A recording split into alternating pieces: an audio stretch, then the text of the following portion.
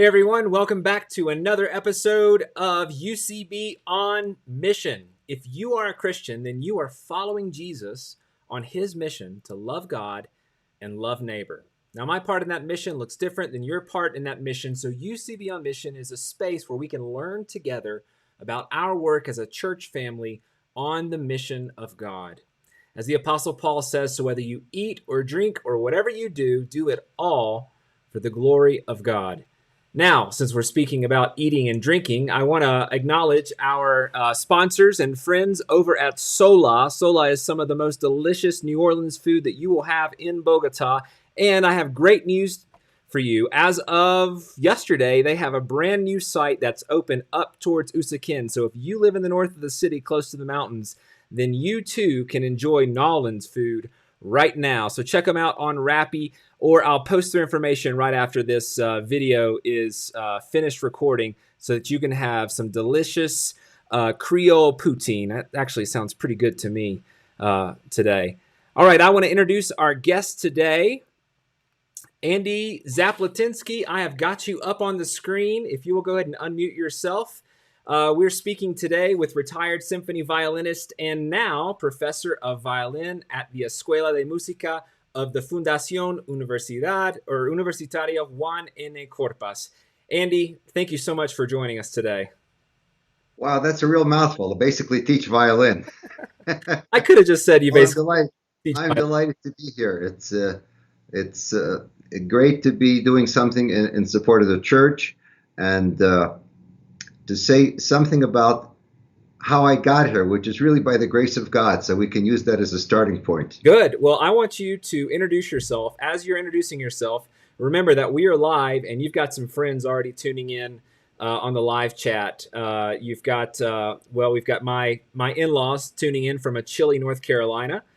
We've got Anna and Jonathan with little Vera tuning in, and it looks like we've got Gloria Zamudio here, and Arthur and Johanna are also here. So you've got a live audience, Maria Angeles. So no pressure, but this is internet. Absolutely not. All right, so introduce yourself for those who don't yet have the pleasure of knowing you, Andy. Well, my name is Andy Zaplatynsky, and I go by Andy because we already have two Andrews in the congregation, and it's the only way I can distinguish myself. There you go. So I have been playing violin since I was 5 years old. I started in Philadelphia, where I grew up with my parents. They were refugees from Ukraine. So my first language was Ukrainian rather than English. So I came into the first grade going, what is going on here?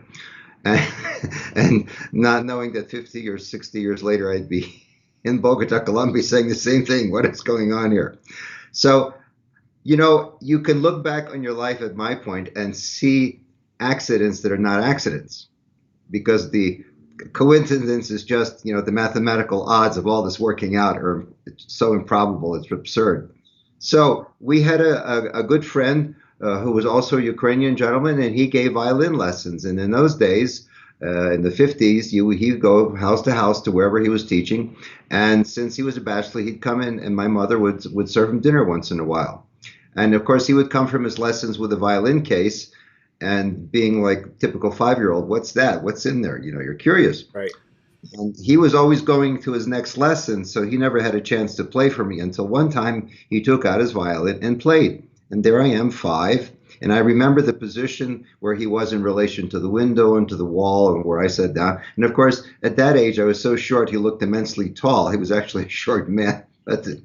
So he played for me. And what I remember what his violin looked like, and I think I've told you this before, it looked completely familiar. I had never seen a violin. I'd never heard a violin.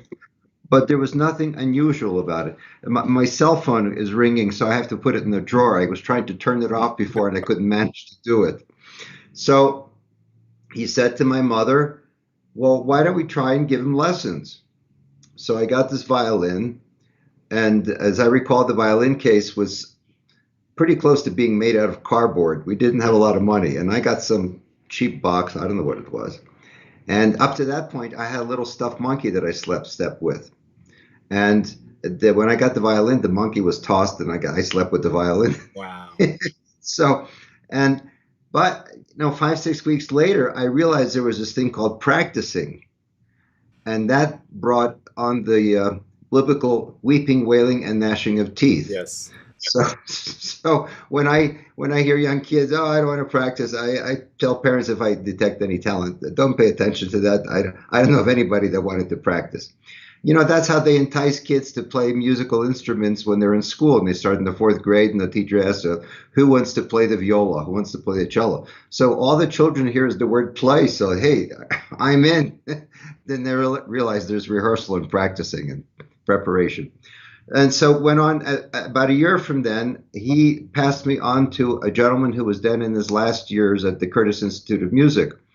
He eventually became the associate concertmaster of the Philadelphia Orchestra. He had a very distinguished career and an incredible background. I mean, he survived the concentration camp, and his story is a book of miracles. In fact, one of his former students wrote a biography. But basically, the violin saved his life. Wow. Wow. So then he passed me on to this gentleman named David Arbin, and he graduated from the Curtis Institute of Music in Philadelphia, and then he went to his first job with the Detroit Symphony, and he passed me on to a teacher that I had for the next 10 years. So from the age of 8 until 18, I had the same teacher. He was Russian, actually from the Ukrainian city of Odessa, with a famous conservatory there, and he played with some very famous string ensembles. The most famous group was, in its heyday, the best known string quartet in the world, the Budapest String Quartet. You can still get their CD recordings and catch them on YouTube. So I was with him for 10 years. Then he passed me on to another wonderful teacher named Joseph Gingold, who was then professor at Indiana University. And then I had some summer lessons at a music program with a very famous pedagogue by the name of Ivan Galamian. Now, I was like passed on from one great teacher to another. I mean, I was clueless. They might as well have put me in the shopping cart and pushed me around. So looking back on it, I had extraordinary teachers, and I was surrounded by extraordinary talent. I mean, I was not like the genius kid by any means. I mean, they had people around me that went on to international careers of touring artists, and I mean, people who won first prize in worldwide competitions and so forth. But, I thought everybody played like that, and I was just kind of thrown into the mix. I was happy to be there. And then I had jobs. My first job actually was with the Marine Band. Now, the band sounds like I was marching, but I was actually playing in a string ensemble at the White House because it was called the President's Own. Now, of course, the Pentagon cannot distinguish a chamber orchestra, a string quartet, or the marching band, so they just called it generically the Marine Band. Okay. But it had many components in it. And so our job was to provide basically elevator music, but in person. Huh. So we played the Gigi, the Sound of Music, and all of these little things, and Viennese waltzes, while they were eating lunch. And of course, when the president had to speak, we had to stop playing, and then they would give us a cue to resume music. And often the guests wandered around with a glass of wine in their hand. Very funny incidents, but I got to see firsthand some of the most prominent personalities of that day. I mean, when Watergate hit the newspapers, all of those people that were headliners, I had seen in person countless times. Haldeman, Ehrlichman, of course, Richard Nixon. I also had 2 years of LBJ. So I mean, I remember running into then Governor Nelson Rockefeller. He was going around. I was going around the corner. We just met right at that corner and in each other's arms. And again, I was surprised by how short he was, but he was very pleasant. So we also got to play at functions for the Supreme Court, things like that. So I was in the middle of the things that I loved because I loved the music. I loved playing the violin. I had a string quartet with some fantastic colleagues who went on to extraordinary careers. Like the violist got the co-principal job of the LA Philharmonic. He was 20 years old. So things like that. So, and again, I was blessed to be among some enormous talents, and I was happy to be included in the mix. As they say, I was just glad to be there. Yeah. So how old are you when you're thrown into the White House and playing on a regular basis? I'm all of 20. Wow, that's amazing. I'm all of 20. And so I became an instant staff sergeant because that was the automatic rank you got. You were so I started as what they would call an E6, enlisted six ranking. Uh-huh. And this was funny, but not funny. I went they were processing us before the age of computers. So I was at a place called Fort Holabird around Baltimore, Maryland. And I was there, I had to stay overnight because they were using typewriters. So all the documents had to be typed up and all of that. And then we had the swearing in ceremony where you raise your hand and you're officially in the Marine Corps. So this captain looks at his list and he said, okay, we got 34 going to Paris Island. Hey, we got one guy going to the Marine Band. Who's going to the Marine Band? And I went like, Right. me. I thought the others were going to kill me right on the spot because I was landing in a cushy job. Yeah. At my own apartment. I mean, they didn't know all that, but they knew I wasn't going to Vietnam. So I survived the night. Wow. And you audition for that like for a symphony job. They want to know how you play. And some of those people that were in the Marine Band and the Army Band and the Navy and the Air Force at that time went on to incredible careers. And I'm still in touch with them. I just was chatting with a cellist that I knew 50 years ago on Zoom or Skype or something, and that's 50 years ago. But you will learn when you're my age. You don't forget what happened when you're 20, 25. You can't find your keys or what you had for breakfast the day before, but those memories are just indelibly imprinted, and it's wonderful. Well, I would think if you're as a 20-year-old you're in the room on a regular basis with some of the most powerful people on the planet, you're not going to forget that very easily. I mean, that is an incredible experience. Well, true. And I have always had a great interest in the politics, social policy, worldwide events, and playing for the president of the Philippines and president of Pakistan, and great. We played at the State Department for the Austrian ambassador, and we had to play Haydn string quartets. So I have pictures with LBJ, got a picture from Richard Nixon, with Secretary of State Rogers, and people like that. Now, did I truly appreciate that when I was 20? I just thought, hey, that's cool. Yeah. Yeah, and looking back on it, I'm amazed that they actually tolerated me because I'm sure I was arrogant. I didn't have to go through basic training, didn't get my butt kicked. So I thought I was hot stuff. And then I kept going for a part to finish my degree at Catholic University. So after 2 years in the service, I was eligible for VA benefits. So Catholic U had a great orchestra. They sent us to Carnegie Hall because they had people from the Eastman School of Music, from Juilliard, from all the best places, Oberlin. They were all congregating, so they sent us, and I was asked to be the concert master. So I had some great experience sitting with great colleagues, and we still get together and we talk about these days like they were last month. Yeah, that's amazing. So Andy, did you keep count of how many heads of state you have played for? No, I kept no diary. I kept no. It was just like I was 20. What else can I say? It's amazing because I assume that you've probably played in the presence of at least one, maybe two Colombian presidents, right? Could well have been. Yeah. I don't recall that specifically. I remember Ferdinand Marcos because he had one of those Filipino dress shirts which look a lot like the Colombian shirts. You wear them on the outside, Yeah. And I thought that was their idea of formal attire, whereas the president of the United States was with a black bow tie.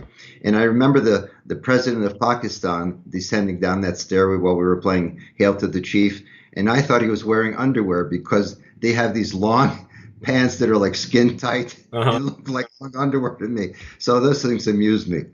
I remember one time, I have actually a picture of this, that President Johnson approached me with his then 4 or 5 month old grandson, and he just spotted me and he wanted to show off his grandson. He was just being a grandfather. He wasn't the president. He was just a grandpa. And he brought him up to me, and I stood up, of course, and the photographer snapped a picture, and I week later, I got this inscribed photo from the White House. That's really cool. That's really special. Do you still have the photo? But you realize that people are people, no matter how high they're Yeah. stationed. You, if you observe human nature, you see the characteristics of these people. And if they didn't have distinguished careers or important positions with real power, they were just like anybody else. Hmm? I mean, I've seen people drink so much at some of these functions that they walked out to their limousine still holding a wine glass in their hand. They forgot to put it back on the table. So you see everything. Yeah, that's amazing. All right, Andy, I've got a squirmy little boy in the room who wants to ask you some questions. So we're going to cut to our favorite segment on this program, Questions from a Kid, where Fox will ask you some questions, and your job is to answer him in a way that a little kid his age can understand. So here we go. It's time for Questions from a Kid.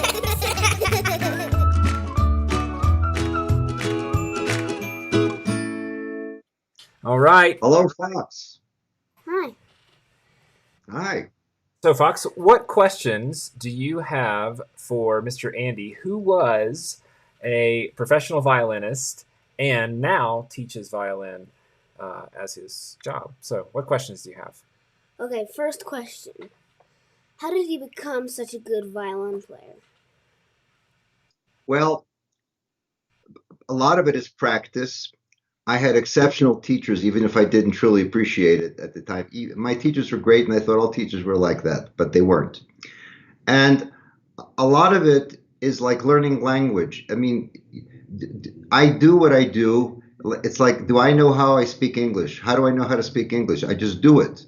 Now, I have to keep practicing the violin to stay in shape, but it's really a God-given gift. Everybody has some different gift, and it's just, you practice, but you don't want to walk on stage thinking, how do I really do this thing? Because you won't be able to play a note. Right. So you just kind of get into the flow of it. It's like great speakers. They don't necessarily know every word they're going to say before they say it. It just flows. So it's a gift, and it's something. Music, I think, is like maybe like the ministry. It has to call you. It's not something that'll leave you alone. If you can take it or leave it, you're better off leaving it. Cool. Cool. Okay, next question. What is your favorite song? Could you play a little bit? Well, let's see. My favorite song, I can play something. I don't know if it's my favorite song. Probably my favorite concerto, violin concerto, would be the Beethoven, but I'm not going to play that now. But in case this came up, I have a music stand handy, and I have my glasses so I can see the notes. Always prepared. So, as they say, I'm glad you asked that question, Fox.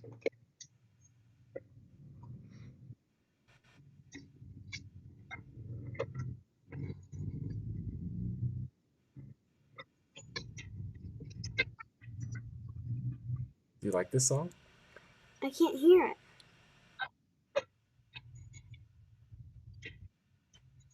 It's a bit choppy, isn't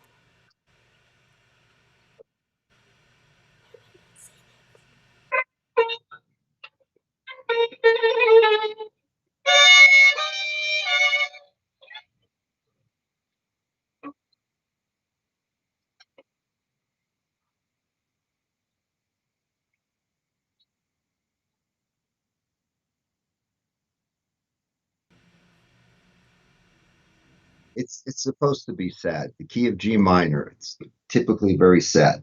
So, Andy, funny thing, Yeah. for whatever reason, we were playing with our sound and our microphone.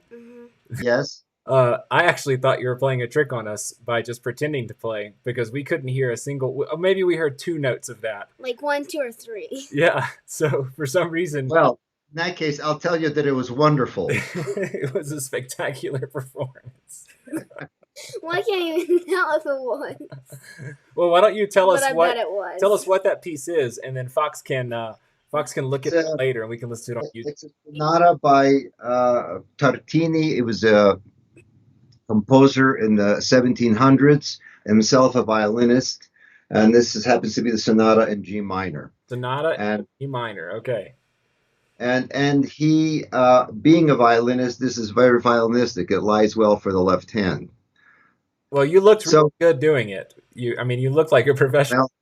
well, listen, I think my first year in the symphony orchestra, when my sight reading was not very good, it was pretty much like that. You saw this, but I'm not sure anybody heard anything. That was amazing. I don't think anybody heard. Like, I think they heard a little bit. Like, maybe it was a bit choppy, or No, we heard about 3 notes is what we heard. like we heard one note that started pretty high, because Yeah. the violin is a really high instrument. Right. Well, you'll just have to take my word for it that it was very good. I will. All right, Fox. What is your last question? Okay, have you ever played in the Carnival of the Animals? I'm asking. I play violin in an orchestra. The Carnival of the Animals is for orchestra, and I don't know if it's 1 piano or 2 pianos, but basically a lot of that has pianos. And of course, there's this beautiful movement for cello, the Swan. Mm-hmm. That was frequently featured by virtually every orchestra I played in for children's concerts. We typically would have some Saturday morning, 11 o'clock concerts for kids. And so that the conductor would talk to the audience and explain the music, and sometimes they would have young soloists performing. So the Carnival of the Animals is something that I've done quite a lot. It's a very clever, very charming piece. That's pretty cool. And so, Fox, tell them why you're asking that question. Because I've been learning about it in school. We've gotten this new homeschool class, and we kind of made it up, and it was about music, and so we're studying on the Carnival of the Animals. So, did they play it for you? Did you hear it, Fox? Yeah. Yeah, they're playing it for you. And who is talking you through the music? Do you remember the guy's name? I can't remember. It's Leonard. Leonard Bernstein. Yeah. He doesn't introduce his name. Leonard Bernstein is his name. And Fox's primary complaint is that he goes on and on and on and on and on as he's explaining the piece. And Fox and the other kids are waiting for the music. But interesting fact, Mr. Andy actually may know Leonard Bernstein. I played with him. I was then with the Cincinnati Symphony, and we had a concert at Carnegie Hall. And our music director was seriously ill, and he was a good friend of Bernstein's, and Bernstein filled in. Wow, that's amazing. Then there was a party across the street at the apartment of the piano soloist, a gentleman named Andre Watts. And so I went to this. He was a friend of mine from Philly from years ago, from when we were in our teens. And so I was going to this party, and I wind up in the elevator in this building with Leonard Bernstein. And he asked me, because he saw my name listed in the personnel list, and he asked me how I pronounced my name. And I said, Zaplatynsky. And he said, oh, Zaplatynsky. So Leonard Bernstein uttered my name. I mean, my moment of glory. That's pretty cool. At least he didn't utter your name and then go on and on and on about the etymology of your name, and like he does with. No, he knew that there was food waiting upstairs. That's fantastic. Cool, Fox. Hey, do you have any more questions? No. Cool. You did a great job. Thank you so much. Fox, do you play a musical instrument? The piano. Well, that is definitely a musical instrument. Do you take lessons with your mom? Mm-hmm. Well, good for you. Your mom's a very fine musician. And I didn't realize that your father plays the guitar. He's been holding out on us. Yeah. Well, Fox has got a great singing voice, and he's got a really good ear for the piano, and both of his sisters do too. Actually, you guys do a really good job. Yeah. Evie's doing pretty good on her. She's still in like her beginner books. Yeah. Well, whatever you do in life, music is a wonderful addition to it. You don't have to be a professional musician to have music add enormous value to your life. Yep. Yeah. That is very true. Okay, Fox, thank you so much. Take off. Thank you for joining us, Fox. Thank you for your questions. Welcome. All right, close my door, buddy. So I don't know if it's Anna Isabel or if it's Jonathan who's saying that their dad studied with Bernstein at Tanglewood. Yes, That's pretty cool. It's a very small yes, world. it really is incredible. And then he studied in Moscow and met some of the most famous musicians of that era. Hmm. They were at the Moscow Conservatory. Amazing. And to add to this connection, my first invitation to Bogota in 2005 was for Maestra Pilar, Ana Isabel's mother. So there's a family connection that goes back 15 years. That's really cool. I want to get to that eventually, how you ended up in Colombia, but I wanted to just pick up on what you were talking about earlier and ask you what some of the your top moments as a performer have been. Are there a few that stand out to you? Uh, One was actually a benefit concert where our guest artist was the famous Yo-Yo Ma. Hmm.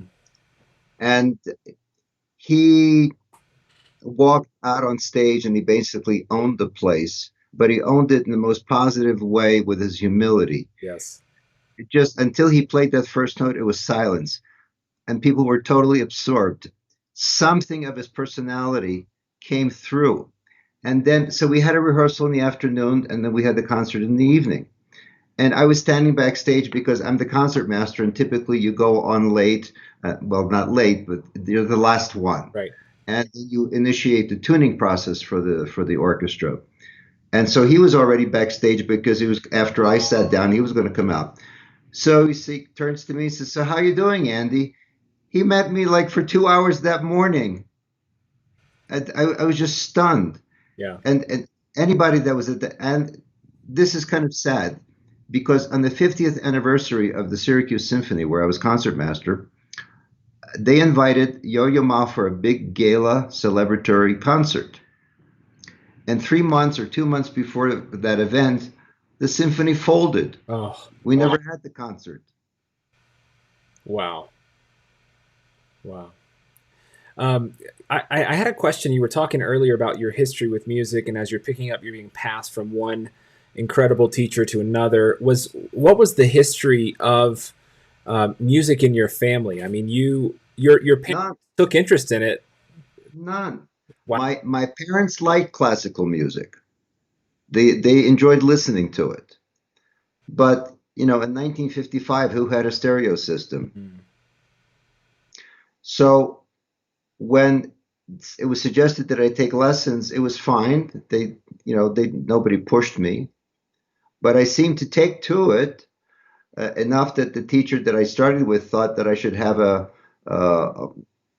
I guess, a higher level of instruction. And that wonderful thing is that no teacher ever would just hang on to me. They would always willingly pass me on to someone else that they thought could further my development. Yeah. And teachers in those situations they don't just give you instructions about fingerings or whether it's too soft or too loud or how fast. They become your mentors. They become I imagine it's the same thing if you're in the seminary. There are going to be some professors that become your lifelong mentors. They leave an impression that goes far beyond the actual information delivered in the classroom. Yes. Yeah, and that's what makes the education effective. Yeah. So, why classical music? I mean, you could have, as a musician, you could have been playing other genres. You could have played bluegrass fiddle or something else. Why did you stick with classical music? Well, in Philadelphia in 1955, I'm not sure anybody ever heard of bluegrass. Now, of course, it's ubiquitous, but in those days, all those things were pretty regional. Uh, And so, when my parents thought of music, they either thought of Eastern European or Ukrainian folk music or choral music that was more formal or a symphony orchestra. And my teacher was classically trained, so we never thought of bluegrass. But I just seemed to have an affinity for it, so just took it from there. Yeah. I enjoy many kinds of music, Yeah. as you know. I can mention some the names would roll off my tongue. Some of the great country western and bluegrass, Don Reno, for example. All those names are very familiar to me. Yeah, I something that keeps coming up in your story, and I've because I've heard your story before. I'm just reminded of this. There are all these things that it seems like, Andy, you just fell into, right? Exactly. Ukrainian family comes over to, they settle in Philadelphia. I can't imagine your parents had access to a whole lot. You stumble upon some incredible violin teachers. You find yourself as a 20-year-old of all things sitting in the White House with presidents and other heads of states. And I just want to reiterate something that you said earlier. None of this is an accident. All of this is No. God's providence, and it's just phenomenal to see the opportunities He's put in front of you. And the way you said it to Fox is, the music. It's like the ministry. The music calls you. You don't decide here. Here's my career plan as a musician, and I'm just going to climb the ladder. Like, you have definitely been brought into this by something and someone much bigger than you. Doors open, the phone rings, you get an email. My first introduction to Colombia was an email from Pilar Leyva, Ana Isabel's mother. And it said, "We're looking for a violin teacher. Could you come for the summer?" I looked at it and I said, "This has got to be a joke." I almost deleted it. This can't be real. I thought they would ask me for my social security and bank account numbers. So, but I responded, tell me more. I had no idea where. I mean, I had to see exactly where is Bogota. I wonder what it's like. I had no idea what to expect, but something led me to be curious. Mm-hmm. And I showed up, and for nothing specific I can point to, I fell in love with this place. When I went back to Syracuse to start my symphony season in September, I missed Bogota. Mm. I wanted to be in Bogota. Mm. That was 15 years ago. Yeah, and here you are today. Andy, I never thought I'd be living here, that's for sure. I'd love to, I can't remember the point you took us through on your playing career, but how long were you performing, and then can you describe the transition from performer to teacher, professor? Well, actually, there was no transition because I had been teaching in one capacity or another, either privately or with some institution, since I was 20. Okay. So that was always a part of my professional career. After I had been in Syracuse for about a year, I was asked to teach at Syracuse University, for example, the School of Music, and I had that affiliation for 7 years.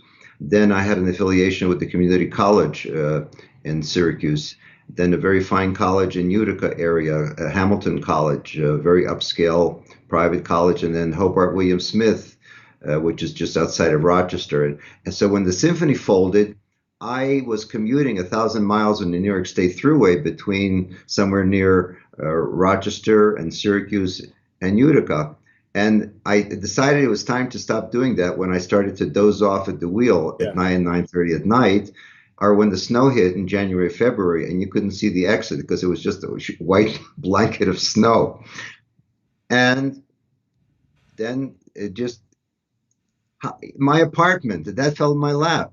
Ana Isabel can tell you, she and her mother called me, "Hey, we have to move. We're too far away from where we work. Would you like our apartment?" Yeah. And I've been here ever since. And so this is a place where I stayed when I came for the summers. Okay. So when I was moving permanently, I was coming home essentially. And you started staying for the summers in 2005, thereabouts? Yes. In fact, that summer I came for 2 visits. So I had a total of 10 weeks in Bogota. And you fall in love with Colombia. You fall in love with the Leyva family, or Ana Isabel. I don't know who. I don't know if she was still here, if she was in the States at this point. But no, she was still here. I was coaching. She was playing in this excellent, extraordinary string quartet of students. I mean, she's got a magnificent career. The violist is now the principal violist of the National Symphony. He went on to Yale and got his doctorate at Rutgers. The other violinists from the group went to, actually both violinists went to SMU.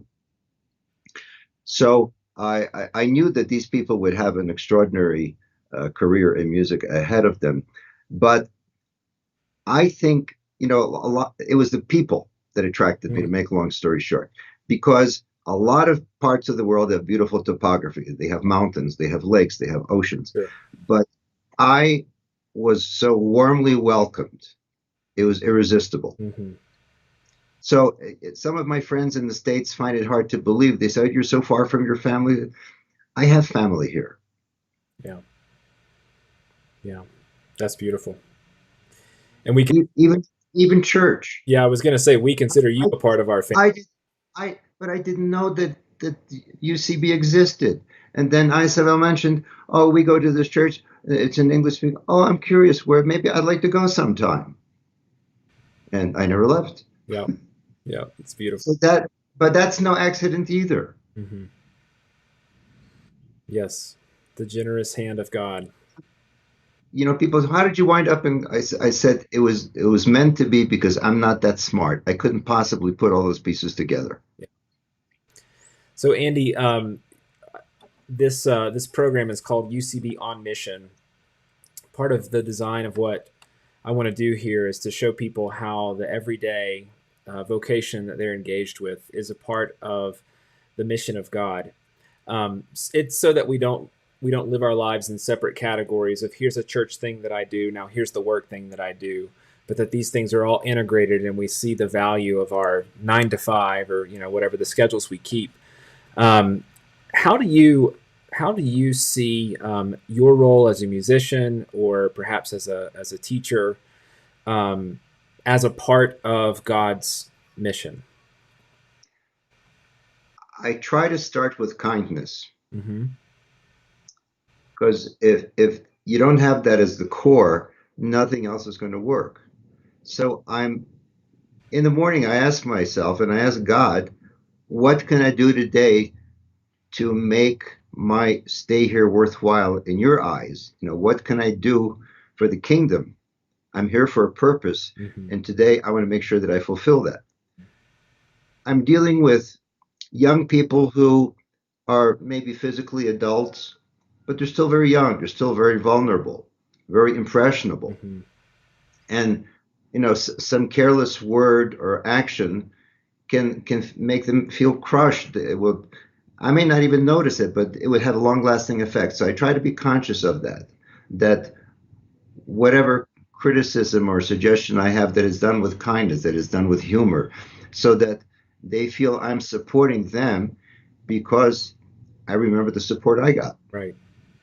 Yeah, that's really special, that the role these brilliant and caring violin teachers played in your life, now that's flipped and you're playing that role. You are the caring, godly adult in the lives of these teens and 20-somethings who aren't just developing as musicians, but they're developing as human beings. That's pretty cool. That's a pretty cool privilege that you have. I also see my being here as having a bigger role than just the music. I'm trying to get them to see themselves as members of a community, mm-hmm. as having responsibilities to a society, that we're depending on them for the further development of the country of Colombia. Yes. That the many things that disturb them, they are going to be in a position to change, that even if they have the most successful careers, they should not be compartmentalized. I have my job, I have my career, I'm a professor. You have an obligation to society. Look at those who don't have much, or don't have, in some cases, have anything. Mm. So I'm very aware of the inequalities in the society, just as we have in the United States, but they're very glaring here. Yeah. And so I try to encourage them to be aware of that, to feel a sense of responsibility, that they have to share what they have, not just for their immediate family, but for the community. Yes. Yeah, and you are shaping culture shapers. You are influencing influencers in your role, future influencers, right? Who can make a difference in some of these inequalities, or can, through their fingers, their voices, bring joy to people's hearts. And I just think that's really special. That's a huge opportunity. And I don't know if anybody says this to you, Andy, but a lot of people think of, well, I've retired from my thing, and I'm just going to retire from my thing and go and consume, or not consume, but like I'm just going to focus on me. And one of the things I really admire about you and many of the people in our church is that you have this ongoing investment that you're making in other people, and you're investing in Colombia. So I just want to say thank you. That's really beautiful. As somebody who loves this country like you love this country, thank you for investing in her. Well, I've gotten a lot from Colombia. Mm-hmm. That's the way it goes. In many ways, it revived my soul. And one of my biggest failures in life is retirement. I just didn't know how to retire. Wow. Well, yeah, say something more about that. I'm not sure that. Well, we need a purpose. And people tend to think of retirement as, well, I'm going to get a little place on a golf course in Florida. Mm-hmm. That's great for 2 weeks, maybe 3. Then you plan lunch with your friends, and it's a beautiful day, and we'll play. But there's a certain monotony, and you realize it's not satisfying. Yeah. To be fed, you have to feed. Mm. So otherwise, it's empty. So, I thought I would have a few students and play some chamber music. And then I got invitations to teach at schools. And then, and I'm very appreciative of the affiliation. I feel very privileged. And so I see my role as being more than just giving instructions on how to play a particular piece of music, but as you say, trying to shape the mindset of the people who will influence society in the future. So that if they see something, they should speak up, they should take a part, they should not turn the blind eye to the many things that need attention.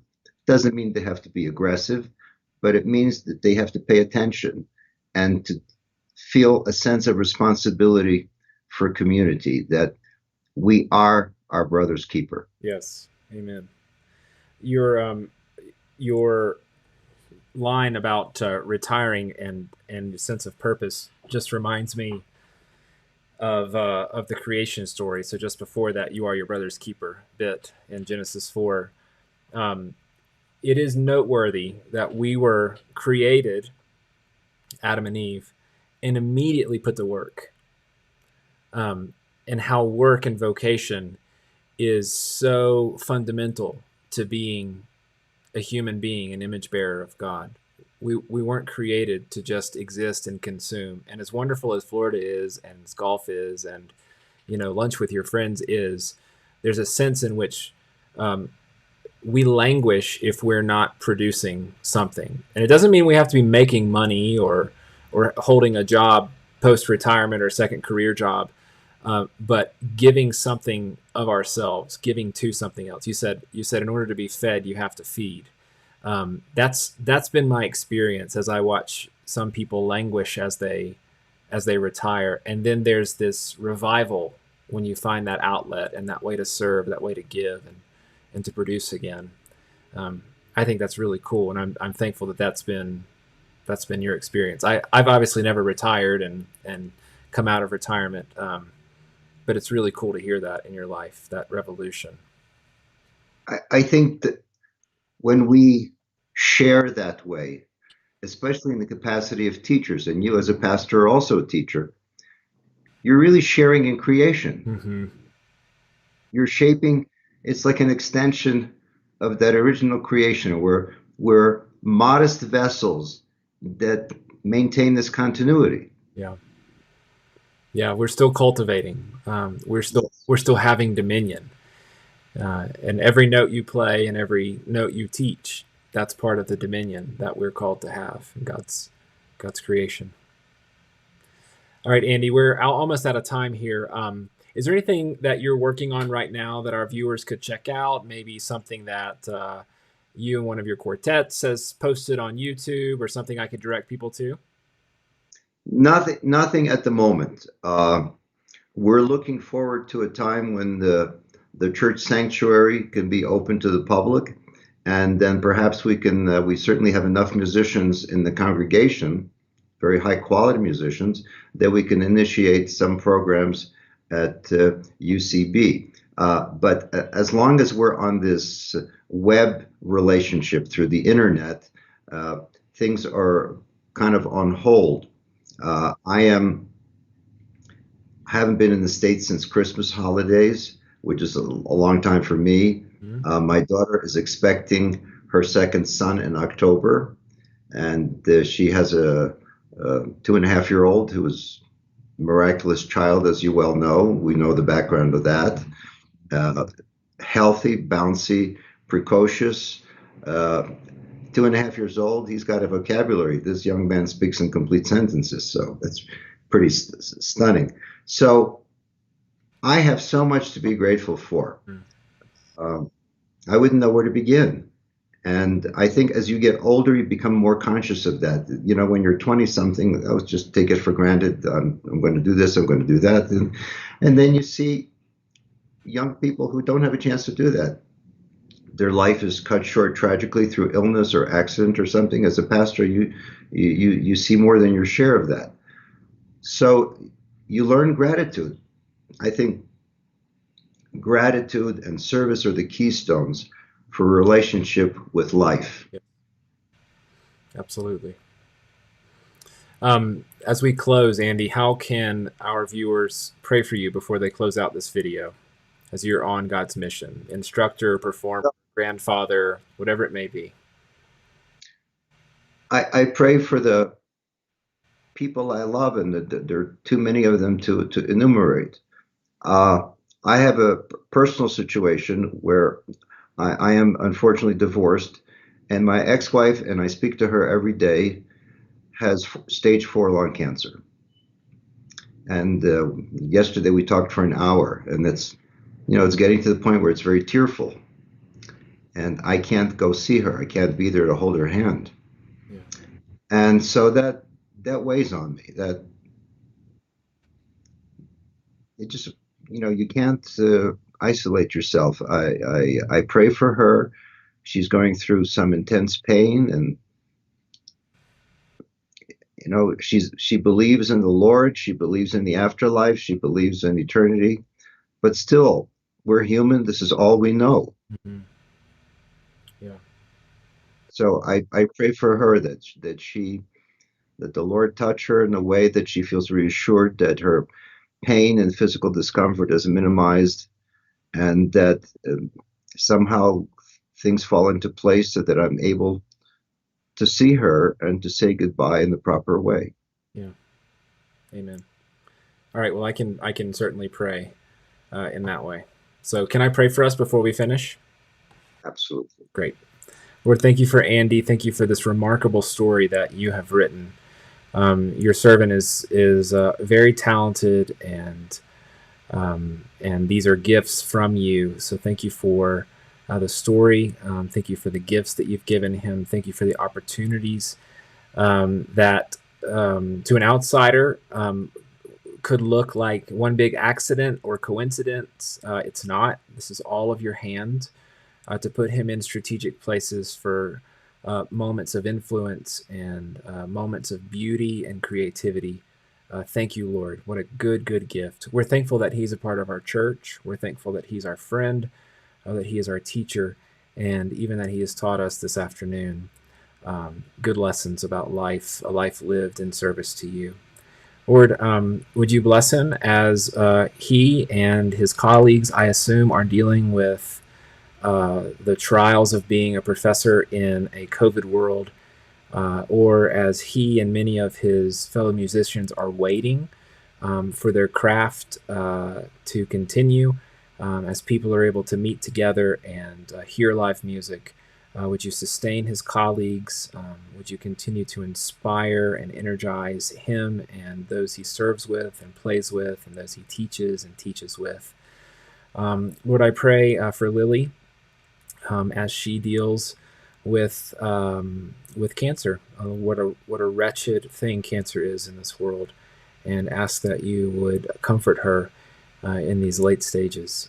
Lord, that as she asks big questions about life and death and eternity, that she would find you there, a generous presence and a generous source of answers, and not just answers, but encouragement, that the life of Christ and resurrection hope would fill her heart, and that she would be courageous through your courage in these moments. And Lord, we do pray just practically that Andy would be able to get back to say a proper farewell and to comfort in person. Lord, would you comfort him as he's apart, and it's just so difficult to see someone you care about suffering a continent away.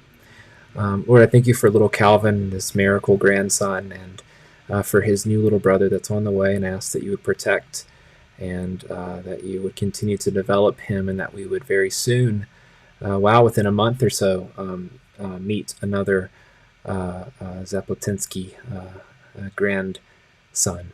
Lord, thank you for that good gift of life that you've given in unexpected ways. That is from you, and we thank you for it. So everything that our brother Andy needs, is that you would provide it to him in Christ. And in Christ I pray. Amen. Amen. Okay, Andy, thank you so much for your time. I really. Well, thank you. It's an honor. Appreciate your invitation, and I hope that we can all gather in the sanctuary soon. I do too. I think I'm hoping that we are weeks away from that. Not all of us at once, but bit by bit. But we will. Yeah, I look forward to that too. So Andy, I'm gonna kick you off the call here, but stay on the line for a second, and I'll talk to you as soon as I close out our program. So okay. Thank you again. All right, everybody. Thank you so much for joining us today. I know you could do a lot of things in your Saturday afternoon. Thanks for listening, and I hope that you were inspired, as I was, by our friend Andy. Next week, we've got a great guest, Jose Escobar. Jose is a friend of mine.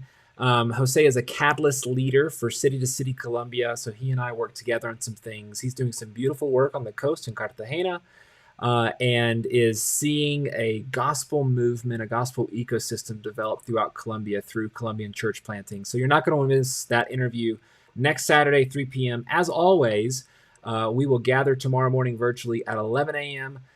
For our service. And then, of course, on Monday night, we have our In the Image of God Conversations About Race program at 8 p.m. right here on this YouTube channel. So if you haven't done so already, subscribe so that you don't miss any of the content we've got coming your way. So that's all the time we have today for UCB on Mission. Remember, if you are a Christian, then you are on mission. What will that mission look like for you this week? Let's talk about it soon. Take care.